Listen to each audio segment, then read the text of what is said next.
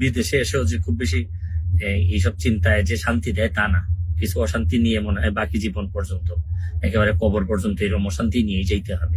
আমার জীবনে অনেকগুলা ভুল সিদ্ধান্ত, ভুল কাজ আছে আমার জীবনে, আমি মানুষ হিসেবে অনেক ভুল করছি। শুরু করিতেছি মহান আল্লাহর নামে, যিনি পরম করুণাময় এবং অত্যন্ত দয়ালু। নিউ ইয়র্কে এসে পৌঁছাইছি, এখন নিজের ভাগনার গাড়িতে করে আমাকে আমার বোনের বাসা থেকে নিয়ে যাচ্ছে আমার মা যে বাসায় থাকেন এই বাসায়। তো থাকতে থাকতে অনেকগুলা মেসেজ পেয়েছি বাংলাদেশ থেকে, যদিও এটা নিয়ে খুবই আমি চিন্তিত ছিলাম বা কথা বলা দরকার আমি ভাবতেছিলাম, বিভিন্ন কথাবার্তা হয়। এটা আসলে আমি আপনাদের কাছে মানে আল্লাহর হস্তে চাই যে এটা বন্ধ করতে হবে।